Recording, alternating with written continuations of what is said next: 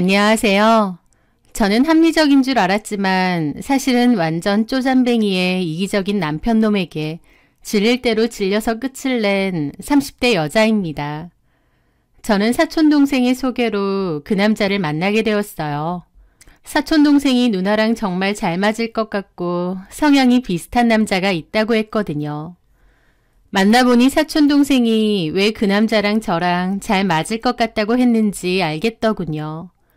성향이나 돈에 관한 가치관이 매우 비슷했거든요.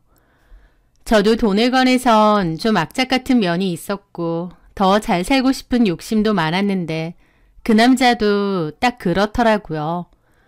저는 고등학교 졸업하자마자 고졸 채용으로 한 제조회사의 공장에서 일을 시작해서 10년간 일을 했습니다. 돈도 웬만치 벌면서 적금도 열심히 하고 그 사이에 청약도 돼서 제 앞으로 집도 한 채 갖고 있어요. 대출이 좀 끼어 있긴 해도요. 그 집은 전세를 줬었습니다. 그 남자 역시 2년제 공과대학 졸업 후 바로 취업을 해서 중견기업을 다니더라고요. 대기업만큼은 아니더라도 벌이가 나쁘지 않았음에도 14년 된 차를 몰고 다니고 옷도 전부 5, 6년 전에 산 옷들이라고 했습니다. 핸드폰도 엄청 오래된 기종이고요. 그런 식으로 열심히 돈을 모았다고 하는데 그렇게 모은 돈으로 저처럼 청약을 하거나 집을 사지는 않았고 다 통장에 넣어두었다고 했습니다. 저는 원래 버는 것에 비해 씀씀이가 큰 사람들을 이해도 못하겠고 별로 좋아하지 않아요. 남자든 여자든요. 알뜰하고 소박하게 사는 게 좋고 겉으로 보여지는 것에 치중하기보다 내실이 있는 곳에 투자를 하거나 돈을 모으는 것이 현명하다고 믿는 사람입니다. 그런데 요즘은 SNS의 발달 때문인지 남녀 할 것 없이 버는 것보다 쓰는 것, 또 보여지는 것에 목숨 거는 사람들이 많잖아요. 저는 허세와 허영이 있는 사람을 별로 안 좋아하는데 그 남자는 허세 없고 성실하고 검소해 보이더라고요. 그래서 그런 모습이 저에게 더 좋게 다가왔습니다. 그 남자 역시 제가 명품 가방 하나 없이 수수하게 소개팅해 온 모습을 보고 자기가 찾던 아내감이라는 것을 직감했대요. 어떻게 보면 사촌동생이 결이 잘 맞는 것 같은 저희 둘을 매칭시켜준 거죠. 서로가 많이 닮아 있어서 더 잘 맞는 한 쌍이라고 생각했던 것 같아요. 그런데 막상 만나보니 그 남자는 저보다 더 지독한 면이 많더라고요. 연애할 때 저희는 데이트 통장을 만들어서 거기다가 일정 금액을 넣고 결제를 했는데요. 애초에 그 카드도 남친 명의의 카드로 하고 나중에 공제 혜택도 본인이 다 받더라고요. 사실 그런 건 저도 크게 관여하지는 않았는데 가만 보면 제가 여자친구임에도 저에게 돈 쓰는 것에 한해서는 악착같이 반반으로 나누려고 하는 거예요. 사실 돈을 얼마 쓰고 안 쓰고가 문제가 아니라 이 사람은 내가 여자친구인데 나한테 돈 쓰는 게 아깝나? 라는 생각이 자꾸 드는 게 서운한 포인트였죠. 가령 제가 남친에게 선물을 하나 하고 싶은데 98,000원짜리를 만약에 샀잖아요. 그러면 남친은 다음 제 생일 때 정확히 98,000원짜리를 똑같이 사줍니다. 9만원짜리도 아니고 10만원짜리도 아니고 정확히 98,000원짜리를 사줘요. 금액이 안 맞으면 두 개를 나눠서 그 금액을 맞춰서 산다든가 하는 식으로요. 게다가 공동통장에 돈이 모자라서 개인 돈을 쓰게 되면 그것도 꼭 저한테 반반 계산해서 요구를 합니다. 그런 것들이 초반에는 합리적으로 보였을지 모르지만 나중에는 상당히 빈정이 상하더라고요. 이 사람이 나에 대한 마음은 딱 이 정도구나 싶고요. 그래서 저는 사귀다가 이건 아니다 싶어서 헤어짐을 고했습니다. 그런데 그 남자가 저를 찾아와 매달리며 통장을 하나 보여주더라고요. 거기에는 그 남자가 여태까지 일하면서 모은 돈이 차곡차곡 들어가 있었죠. 그 남자가 저한테 그러더군요. 결혼하면 이 통장을 통째로 저한테 준다고요. 저는 그 말에 좀 당황했죠. 이걸 나한테 왜 줘? 그만큼 내가 자기한테 진심이라는 거지. 내가 좀 확실한 성격이라 뭐든지 반반하고 나누긴 하지만 결국 그렇게 모은 돈 이 통장에 차곡차곡 모았고 이거 자기한테 줄 거야. 이제 내 마음을 좀 알겠어? 그러는데 좀 황당하면서도 한편으론 묘하기도 했습니다. 그 남자가 목숨보다 아끼는 그 돈들을 결혼하면 저한테 줄 생각이라고 하니까요. 게다가 그 남자는 자기가 왜 그렇게 돈돈거리는지 자기 가정사도 얘기해 주더군요. 실은 돌아가신 우리 아버지 돈을 펑펑 잘 쓰고 다녀서 우리 엄마가 고생 많이 하셨거든. 게다가 생전에 주식하신다고 큰돈을 많이 날려서 집 팔고 전세로 옮기기도 했고 말이야. 그런 일들을 겪으면서 나도 돈에 대한 소중함을 알게 되고 돈 쓰는 것을 좀 겁내하게 된 것 같아. 집에 그런 사정도 있고 하니 예슬이 네가 그런 내 모습을 좀 이해해줬으면 좋겠어. 라고 하더라고요. 집안에 그런 일이 있는 줄도 몰랐을 뿐더러 힘들게 모은 그 돈을 저에게 덜컥 주겠다고 하는 걸 보고 아, 이 남자가 나한테 꽤 진심이구나 싶었습니다. 그러면서 그 남자를 이해하는 마음이 커지고 섭섭한 마음도 많이 사라졌죠. 그렇게 저희는 화해하고 다시 만났고 연애 끝에 결혼도 하게 되었는데요. 사실 결혼을 할 때도 우여곡절은 많았습니다. 물론 돈에 관해서요. 이런저런 일들도 많았지만 그럼에도 저는 그 남자를 이해했고 또 이런 남자가 결혼하면 남편감으론 진국이라고 여러 번 생각했습니다. 쓸데없는데 돈 펑펑 안 쓰고 야무지게 잘 모으고 결혼 상대자라면 이런 사람이 오히려 괜찮을지 모르니까요. 결혼 준비할 때 시댁에 갔는데 어머님은 저더러 결혼 잘하는 거라고 제가 부럽다고까지 하시더라고요. 우리 아들이라서가 아니라 총민이가 얼마나 알뜰하고 야무지니. 남자애들 중에 부모 돈으로 멋이나 부리고 차 바꾸고 그런 철딱선이 없는 애들도 많은데 우리 종민이는 너무 실속 있지. 종민이한테 들었는지 모르겠지만 종민이 아빠가 예전에 돈으로 내 속을 얼마나 긁었는지 모른다. 그런 거 생각하면 우리 종민이는 돈으로 사고 칠해도 아니고 너 정말 결혼 잘하는 거야. 나도 종민이 같은 남편 있었으면 평생 돈 걱정 안 하고 마음 편하게 살았을 거다. 라고 하셨습니다. 모든 부모님 눈에 다 그렇겠지만 어머님도 유난히 우리 아들 최고다. 우리 아들만한 남자 없다라는 생각이 강하셨어요. 어쨌든 저는 그렇게 결혼을 했습니다. 그런데 신혼집을 구할 때 남편은 반반으로 해서 집을 구하자고 하더군요. 제 소유의 집이 있긴 하지만 그 집에는 이미 전세로 사시는 분이 있기도 했고 남편도 딱히 그 집으로 가고 싶어 하지는 않더라고요. 그래서 남편 말 맞다나 반반으로 보태서 집을 구하기로 했는데 웃긴 게 돈은 반반해서 구하는 건데도 명의는 자기 단독 명의로 하려고 하더라고요. 저한테 제대로 말도 없이요. 그래서 제가 돈을 반반하는데 왜 단독 명의로 하느냐고 따졌습니다. 그제야 남편은 제가 이런 거에 별로 관심이 없을 것 같아서 자기가 알아서 하려고 그랬다느니 횡설수설 하더라고요. 그러면서 나는 자기 성가시게 안 하려고 그런 거지. 공동명의로 하면 서류 뗄 것도 정말 많고 나중에 뭐 처리할 때도 엄청 번거롭다고 하니까 내가 뭐 다른 뜻 있어서 단독으로 하려고 했겠어? 어쨌든 공동명의로 해야지. 아, 알았어. 하여튼 돈에 관한 건 엄청 지독스럽네. 하면서 장난 반 진담 반으로 웃으며 그러는 겁니다. 제 돈이 반 들어갔는데 제 명의도 같이 하자는 게 왜 지독스러운 건가요? 오히려 남편이 저한테 돈은 받아놓고 어물쩡 자기 혼자 단독 명의로 진행하려고 한 게 너무 황당하더라고요. 사실 지금 생각해보면 그때 눈치챘어야 했습니다.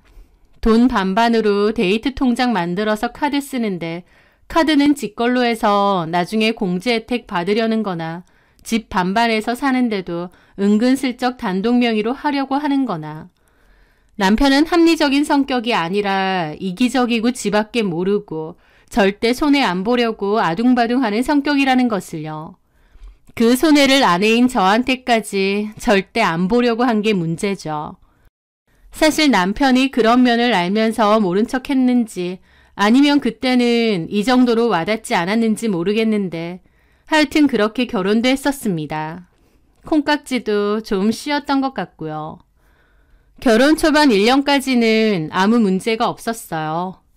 그런데 1년이 지나고 제가 임신을 하게 되었습니다. 저는 친정 부모님도 멀리 사시는 데다 어머님도 허리가 안 좋아 육아를 도와줄 수 없다고 진작에 얘기하셨거든요. 아이 육아에 도움을 받을 곳이 마땅치 않았던 거죠. 그래서 저는 1년간 육아휴직 쓰고 아이를 돌보고 그 후에는 어린이집을 보내기로 계획을 했습니다. 그렇게 저는 출산 막달까지도 일을 하다가 막판에 휴가 쓰고 출산을 하게 되었어요. 그런데 여기서 너무 황당했던 게 아이 출산 후 보통 조리원에 많이 들어가잖아요. 짧게는 일주일부터 길게는 3주까지도 있는 산모가 많은데요. 아이 출산 후 몸도 회복할 겸 요즘은 거의 필수 코스 아닌가요? 그런데 제가 출산 전에 조리원을 알아보고 있으니 남편이 꼭 조리원을 가야겠냐는 겁니다. 뭐라고? 아니, 요즘 여자들 참 웃겨. 애 낳으면 꼭 조리원을 가려고 해. 돈이 한두 푼도 아닌데 어디서 본 것 많아가지고. 당신 무슨 말을 그렇게 해? 애 하나 낳는 게 그렇게 쉬운 일인 줄 알아?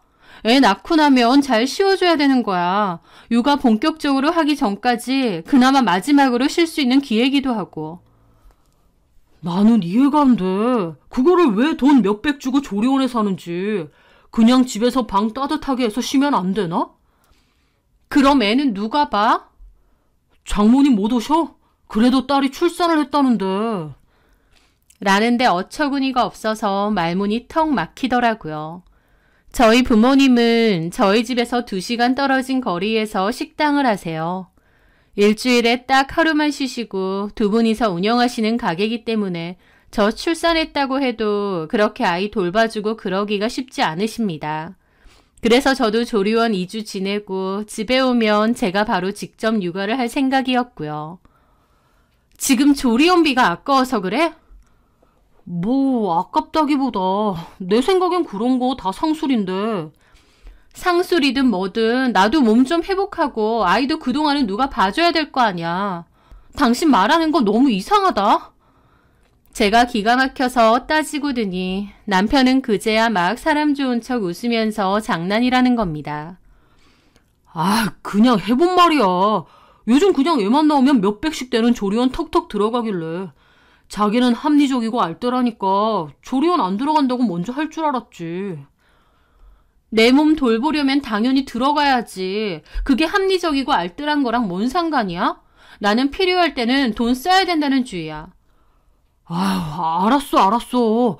왜 이렇게 흥분하고 난리야. 나는 그냥 가볍게 한 말 가지고. 조리원 알아봐. 라면서 어물쩍 넘어가려고 하더라고요. 하지만 저는 너무 기분이 상해서 우리 자식 낳는 거 아니냐며 이런 것까지 돈돈 거려야겠느냐며 따졌습니다. 따지다 보니 너무 섭섭하고 기가 막혀 눈물까지 왈칵 나더라고요. 남편은 그제야 미안하다고 저를 달랬고 그때 일은 남편의 사과로 그렇게 지나갔습니다. 하지만 저도 속으로 저런 남편이랑 결혼한 내가 내 발등 찍었구나. 약간은 정신이 들었었죠. 지 새끼 낳아주고 몸 회복한다는데 그 조리원비가 아까워서 저런 소리를 한다니요. 정이 많이 떨어지더라고요. 하지만 어쨌든 그렇게 저는 출산을 했고 조리원도 2주간 갔다 왔습니다. 그렇게 저는 출산 휴가 후 육아휴직을 쓰고 아이를 돌봤는데요. 저 같은 경우는 육아휴직 비용이 기본급의 85% 정도가 나왔습니다. 저희 회사가 상여금 같은 건 좀 많아도 기본급 자체는 좀 적은 편인데 거기서 85% 비율이다 보니 원래 받던 월급보다는 한참이나 적은 금액이었죠. 남편과 저는 원래 각자 버는 돈에서 반반 생활비를 대고 있었는데요. 제가 육아휴직 기간 동안은 월급이 적으니 생활비를 좀 적게 낸다고 했습니다. 그런데 말은 그러라고 하면서도 엄청 언짢은 티를 내는 겁니다. 그 모습에 저는 또 눈이 돌았죠. 그래서 남편에게 나는 그냥 회사 다닐 테니 당신이 육아휴직 쓰고 애 보라고 했습니다. 그랬더니 남편은 자기는 나중에 승진도 해야 되는데 육아휴직 쓰면 눈치 보인다고. 애는 엄마가 봐야 되니 저보고 쓰라는 거예요. 그런데 왜 생활비 적게 내는 걸로 눈치를 주냐고 하니까 자기는 그런 적이 없답니다. 제가 괜히 혼자 찔려서 그러는 거래요. 저는 남편의 그런 태도를 보면서 너무 기분이 안 좋고 결혼을 잘못했구나 라는 생각을 참 많이 했습니다. 남편과 저의 아이고 육아를 하기 위해 육아휴직을 쓰고 돈이 좀 적게 나오는 건데 남편이 이런 것에 싫은 티를 낼 거라고는 생각도 못했습니다. 진짜 이해가 안 되더라고요. 나중에 알고 보니 남편은 그런 부분에 있어서 저희 부모님을 원망하는 게 컸습니다. 보통은 처가 부모님이 아이를 많이 돌봐주시고 저도 똑같이 회사를 다녀서 돈을 벌어야 하는데 저희 부모님은 도와주시는 게 없다 이거죠. 이상한 논리를 가지고 저와 저희 부모님에게 섭섭한 마음을 가지고 있더라고요. 그맘때 저도 남편에게 정말 실망도 많이 하고 저런 인간이랑 결혼을 했구나 후회했지만 어쩌겠나요. 이미 결혼도 했고 아이도 낳았는데요. 저는 섭섭한 마음은 접어두고 아이를 열심히 돌보고 케어했습니다. 그런데 저희 아이가 또래보다 좀 느린 편이더라고요. 기는 것도 느리고 서는 것도 느리고 돌이 가까워져 가는데 엄마 소리 같은 것도 전혀 없고요. 주변에 또래의 아이를 키우는 엄마들이 있다 보니 자연스럽게 비교가 됐는데 확실히 저희 아이가 좀 느린 부분이 많이 있는 겁니다. 병원에서는 요즘 그런 애들이 많은데 돌 지나고 초기부터 센터 같은 데를 다녀주면 아이들 성장 발달에 훨씬 도움된다는 얘기도 많이 들었어요. 그래서 저도 그런 데를 보내고 싶기도 한데 곧 저는 복직을 해야 했죠. 게다가 제가 복직을 하면 하루 종일 아이를 어린이집에 맡겨야 하는데 그러면 엄마와의 교류가 줄어서 아이 성장이나 발달에 더 안 좋은 영향을 끼칠 수 있다고 하더라고요. 보통 저희 아이처럼 다소 느린 아이들은 부모가 옆에서 소통을 많이 해주는 게 중요하다고 했거든요.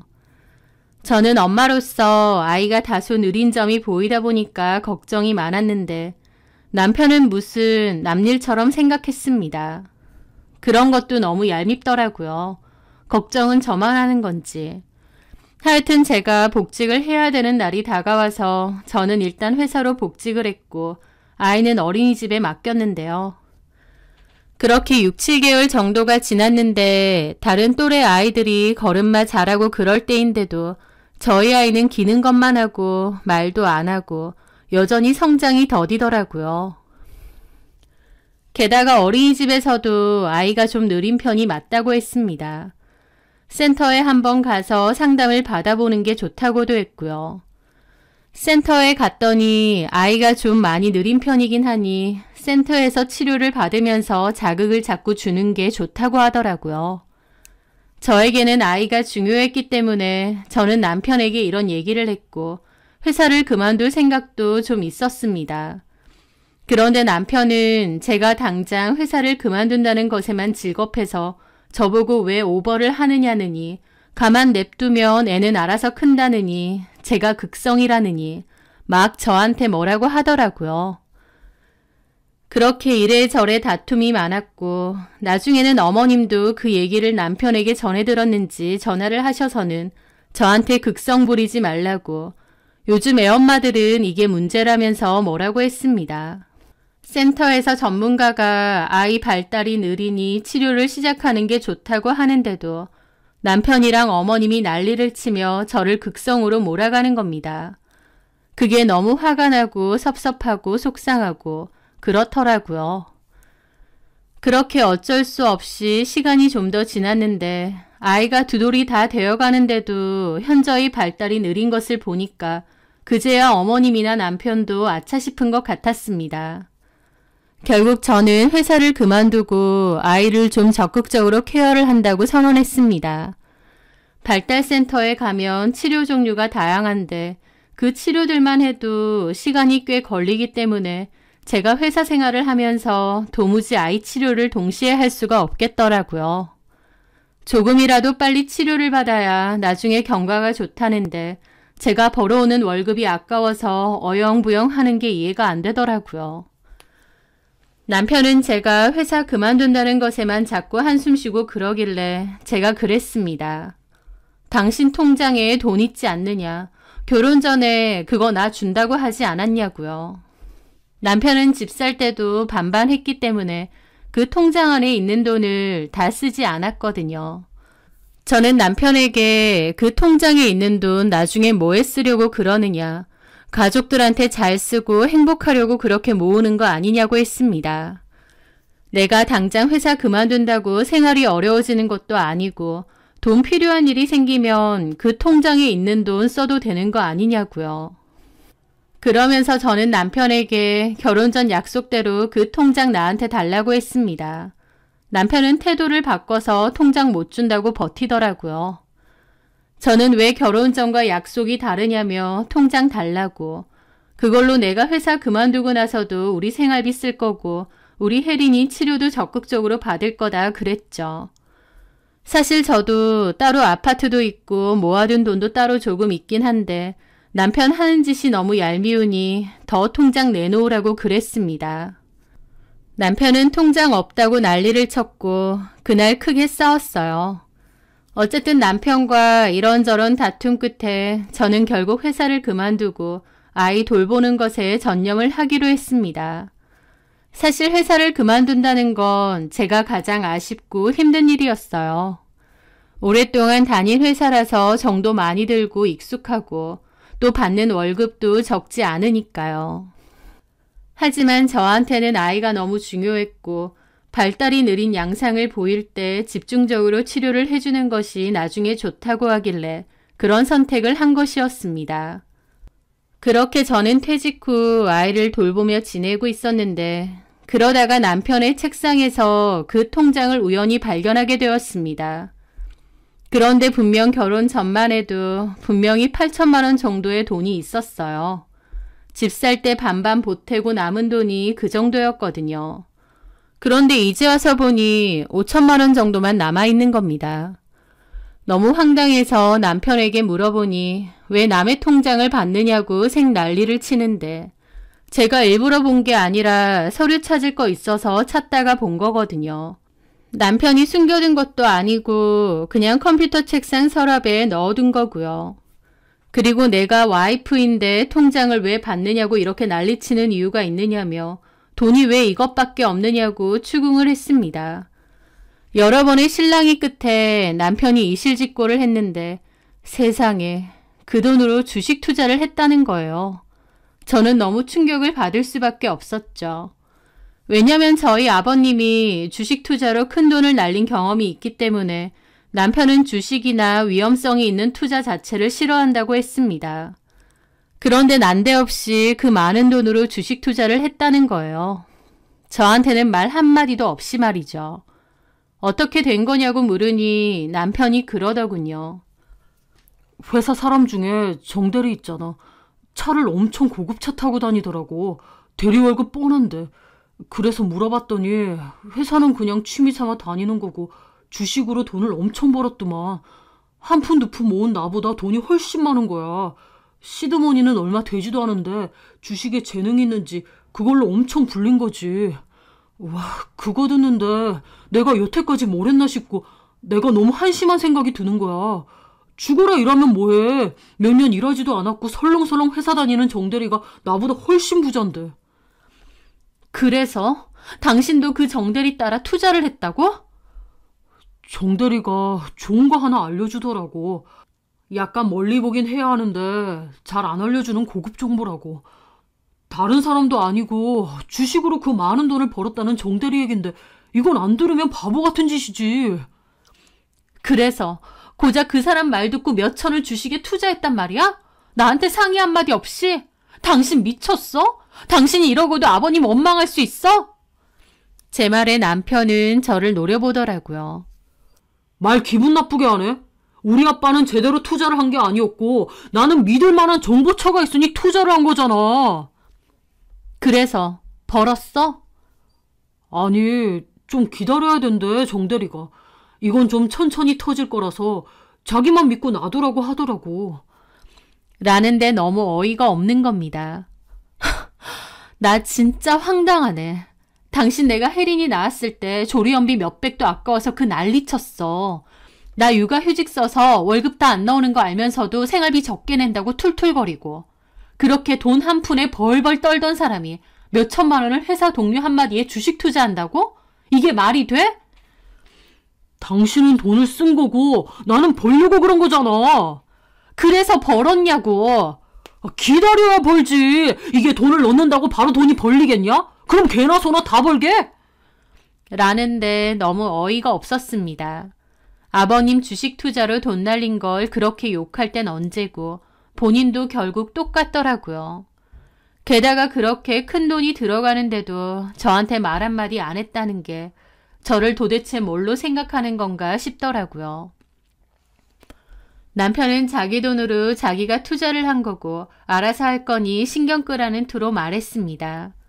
나중에 다 알아서 벌게 된다면서요. 저하고 아이한텐 10원 한 장 아까워하면서 쓸데없는 곳에 그 큰 돈을 쓰는 남편을 보니 정이 뚝뚝 떨어져 나갔죠.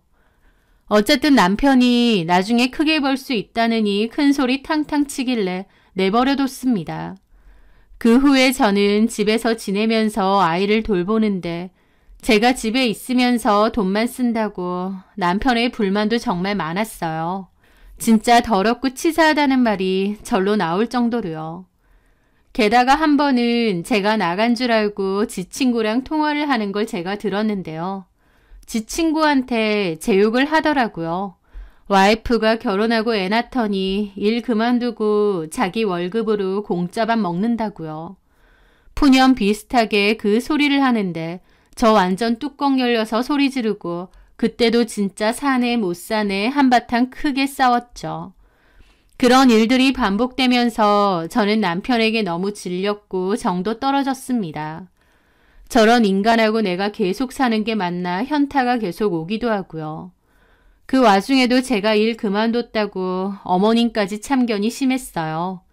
그전에는 행여나 애 좀 봐달라고 할까봐 저희 집 근처에는 아예 안 오셨는데 제가 일 그만두고 나서는 저희 집에도 몹시 자주 오시고 살림 감섭도 많이 하시더라고요.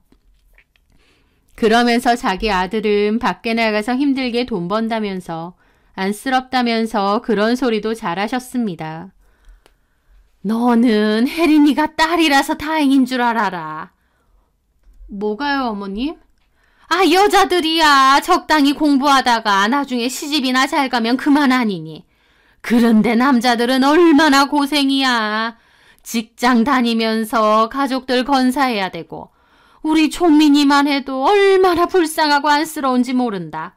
요즘에 엄마들도 다 나가서 돈 번다는데 너는 참 팔자도 좋다. 라는 겁니다.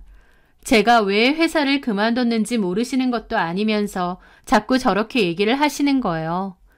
그런 일들까지 더해지면서 저도 스트레스를 많이 받았죠. 그러다가 저희 부모님이 오랜만에 저희 집에 오시게 되었습니다.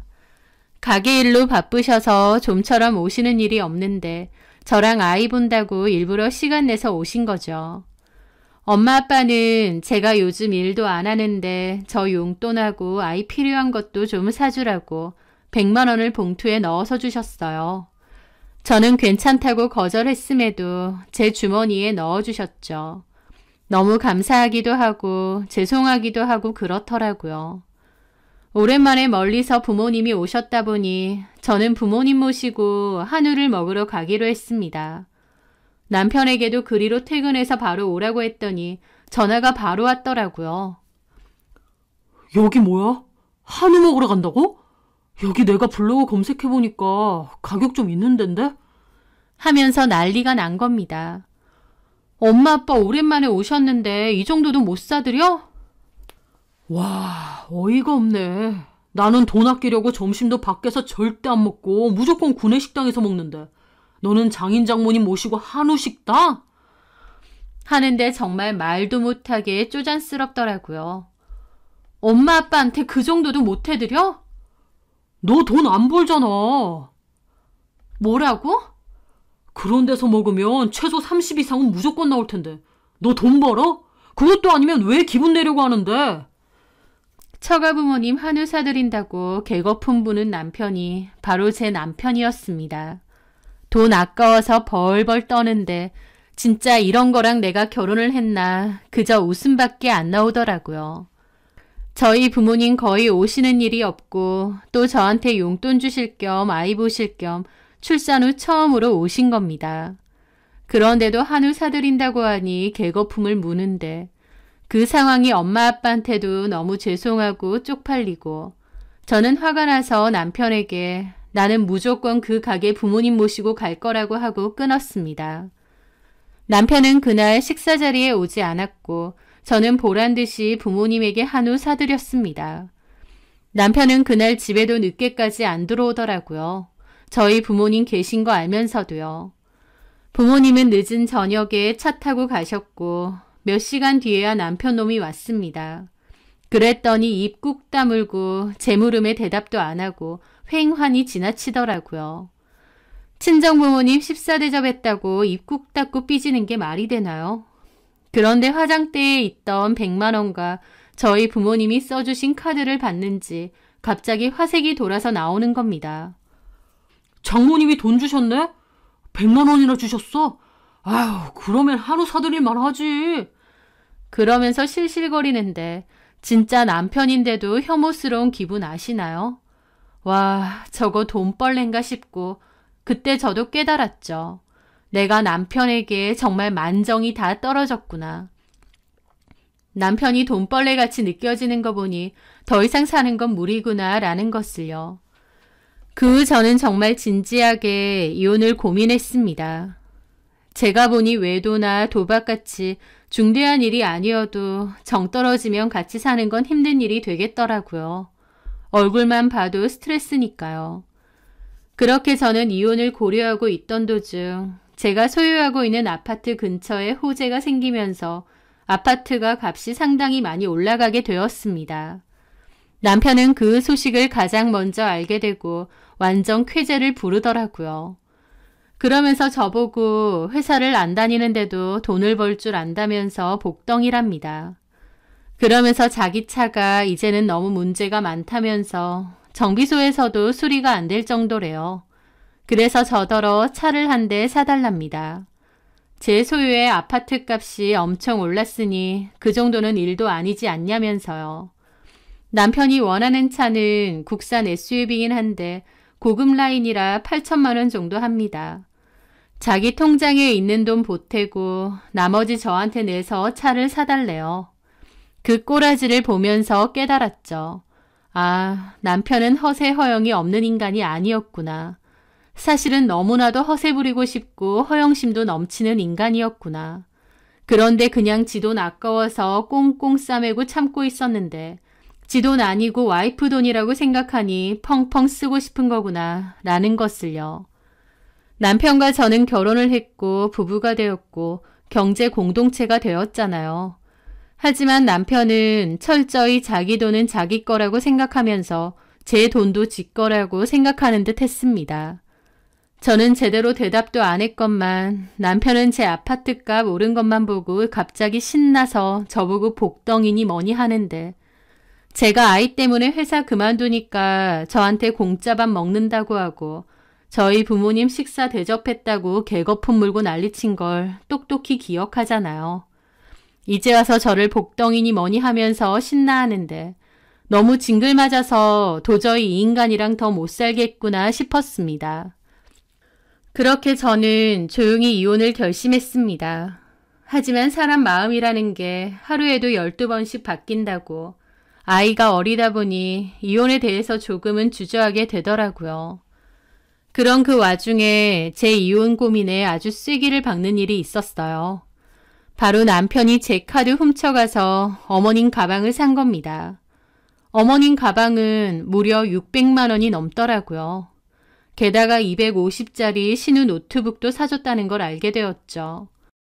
시댁 식구들을 위해 무려 제 카드를 훔쳐가서 쓴 겁니다.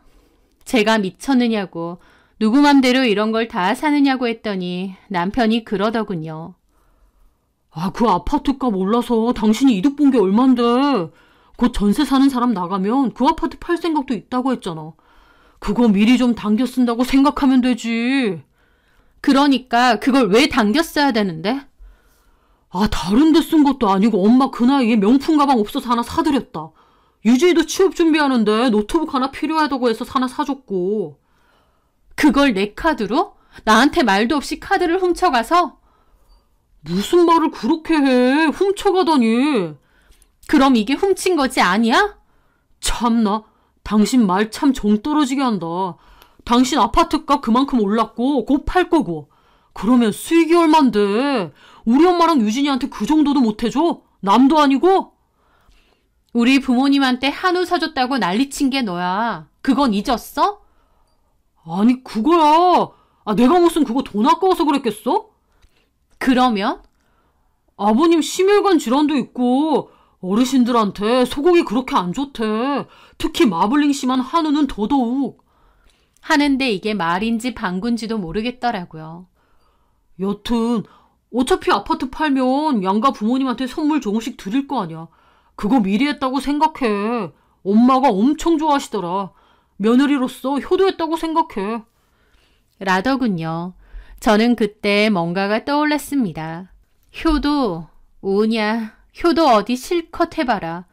저는 더 이상 암소리 안 하고 자리를 피했어요. 남편은 그 후로도 제 카드로 기분 엄청 내고 다니더라고요. 짠돌이라서 주변에 얻어먹고 다니기 바빴는데 갑자기 한턱을 쏜다던가, 옷도 잘 안 사면서 자기 옷을 백화점에서 쫙 빼입는다던가, 한마디로 제 돈으로 자기 혼자 기분 내고 다니는 거죠. 저는 그렇게 생각했습니다. 그래, 실컷 써라 라고요. 그렇게 신나게 써제낀 돈이 1,000만 원 정도가 됐을 무렵 저는 남편에게 이혼 통보를 했습니다. 남편은 이혼 통보를 생각지도 못했다는 듯 펄쩍 뛰더라고요. 자기가 왜 이혼을 하느냐고요. 그래서 제가 그랬죠. 네가 왜 이혼을 당해야 되냐고. 진짜 몰라?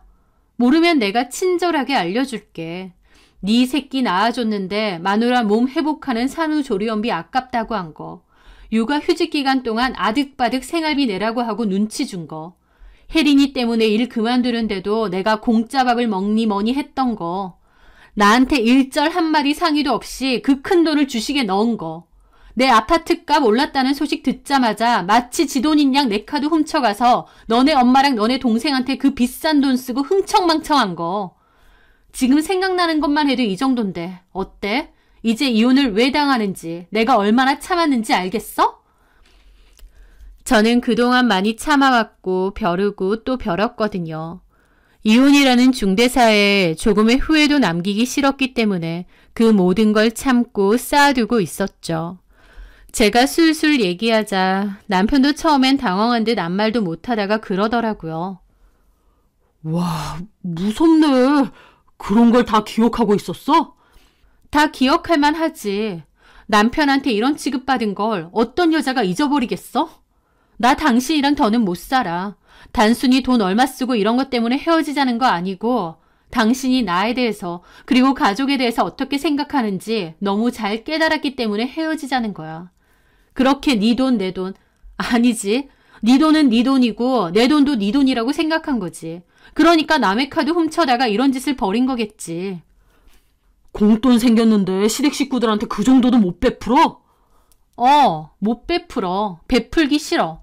하다못해 다른 건 다 때때무치처럼 굴었어도 우리 부모님 오셨을 때 모처럼 오셨으니 좋은 식사 대접해라. 그 한마디만 했어도 나 이렇게까지 안 해. 니네 부모한테는 내가 효도해야 되고 우리 부모는 남이니? 그 논리면 니네 부모도 나한테 남이야. 뭐? 효도하는 셈? 효도는 네 돈으로 하세요.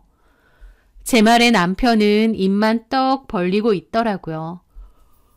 와, 너 그런 말 다 하고 싶어서 어떻게 참았냐? 많이 참았지. 나도 홧김에 이혼하자는 거 아니야. 정말 많이 생각하고 당신에 대해서 생각하고 또 생각하고 내린 결론이야. 당신은 노답이야. 나는 더 이상 당신이랑 못 살겠어. 참나, 아파트 그걸로 돈 좀 벌었다고 이혼 운운한다 이거지? 돈도 많이 벌었는데 시어머니 가방 하나 사드렸다고 이혼하자고 하는 거면 당신 절대 이혼 못해. 며느리로서 그 정도도 못하냐고. 그리고 자꾸 뭐 카드 훔쳤네 어쩌네 하는데 부부끼리는 절도 성립 안 돼. 남편이 아내 카드 좀 썼기로서니 그게 문제가 돼? 그 말에 제가 웃으며 그랬습니다. 걱정하지 마. 그래서 내 돈 안 썼어. 그 말에 남편이 멈칫하더라고요. 그게 뭔 소리야? 효도하고 싶어서 어머님한테 그 비싼 가방 사드린다며. 아들이 효도한다는데 내가 뭐라고 해? 실컷 해. 어차피 당신 돈으로 한 거니까. 그게 왜 내 돈이야? 당신이 쓴 만큼 당신 통장에서 돈 빼서 나한테 넣어뒀어. 그 말에 남편은 눈알이 뒤집히더라고요. 그게 무슨 말이야? 내 통장을 건드렸다고? 누구 맘대로? 당신이 당신 입으로 말했잖아. 부부끼리는 절도 없다고. 와이프 카드 갖고 간 게 무슨 문제냐고. 마찬가지야. 남편 통장에서 돈 뽑은 게 무슨 문제야? 그것도 니네 가족이랑 너한테 쓴 돈인데. 법적으로 따지고 싶으면 따져봐. 니네 가족하고 너한테 쓴 건데 어디 돌려받고 싶다고 해보라고. 그 말에 남편은 저를 있는 대로 노려보더니 후다닥 통장을 찾으러 갔습니다. 그리고 1,000만 원이 빠져나가 있으니 기함을 하더라고요. 남의 돈을 왜 함부로 쓰냐, 자기도 가만 못 있는다, 용서 못한다느니, 저를 경찰에 고소할 거라느니 생난리를 치는데 웃기지도 않았죠. 저는 이혼 서류 보내고 그 뒤로 집 나와서 친정에서 지내고 있었습니다. 집은 공동명의이기 때문에 팔던지 아니면 내 목 반은 보내라고 했고요. 남편은 절대 이혼 못한다고 버텼고 저는 이혼 소송을 시작했습니다. 저한테 말도 안 하고 함부로 주식 투자하거나 제 카드 훔쳐서 돈 쓴 것 등 이혼 사유로 충분하더라고요. 남편이 이혼 못한다고 펄쩍 뛰면 소송으로 이혼하면 그만이죠. 그 와중에 어머님 전화 왔더군요. 왜 갑자기 이혼을 한다고 하고 이 난리냐면서요. 그러면서 아니 이게 다 무슨 일이야. 너는 왜 이혼을 한다고 하고 종민이가 어젯밤 술 먹고 찾아와서 내 가방 돌려달라고 그거 팔아야겠다고 들고 나가려는 거 내가 겨우 잡았더니 이 가방 때문에 자기가 이혼한다고 울고불고 세상에 그 비싼 가방을 바닥에 집어던지더라. 너 나한테 가방 하나 사줬다고 이혼하자고 했니? 어머님 아들은 진짜 답이 없네요. 제가 왜 이혼하고 싶은지 구구절절 설명 다 해주고 소장에도 썼는데 아직도 그 가방 타령이요. 물론 그 가방이 결정적이긴 했어요. 근데 어머님 아들은 뭐가 잘못됐는지 아직도 모르는 것 같아요. 저는 더 이상 가르쳐주고 싶지도 않고 참아주고 싶지도 않아요. 제 돈이라고 할 때는 기분 내면서 어머님한테 가방 사주고 신우한테 노트북 사주더니 지 돈이라고 생각하니까 엄청 아까운가 보죠. 그것만 봐도 어머님 아들하고 더 못 살겠다 이겁니다. 소송 중이고 곧 이혼할 거예요. 그리고 이제 더 이상 아무 사이 아니니까 이런 식으로 연락하지 않으셨음 합니다. 저는 그렇게 속사포처럼 말하고 전화 끊었습니다. 남편 놈은 고작 그 가방 문제 하나로 제가 이혼 결심을 했다고 생각한다는데 진짜 다시 한번 이혼 결심하길 잘했구나 싶더라고요. 이런저런 다툼 끝에 결국 겨우 이혼 성립하게 되었고 적은 금액이지만 위자료 조금 받아내고 마무리 지었습니다. 저는 재산분할 받은 돈으로 작은 평수의 아파트 하나를 전세로 들어가서 아이랑 살고 있고요. 제가 갖고 있던 아파트는 전세기간 만료가 되면서 좋은 값으로 정리를 했습니다. 그 돈은 제 생활비 겸 아이 키우는 데 써야 되기 때문에 잘 저금해뒀고요. 아이도 센터 열심히 다니면서 많이 좋아져서 저도 다시 재취업 준비 중에 있습니다. 그리고요. 건너들으니 남편 놈이 그때 샀던 주식이요. 그 회사 완전 망했고 그 주식도 완전 휴지 조각 됐다더군요.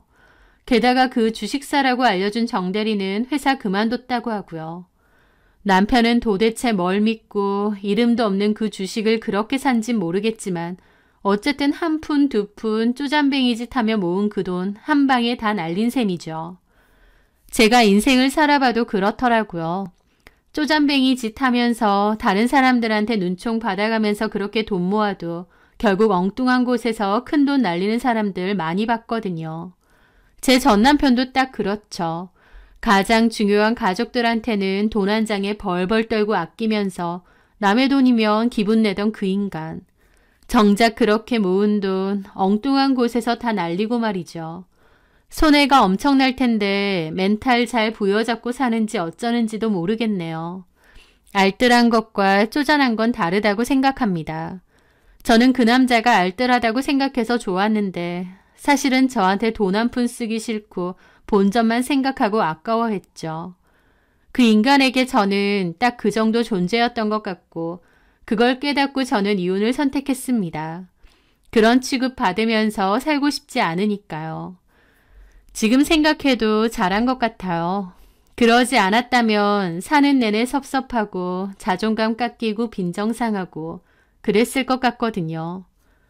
아이도 이제 많이 좋아졌으니 저도 재취업 잘해서 아이와 행복하게 잘 살았으면 합니다.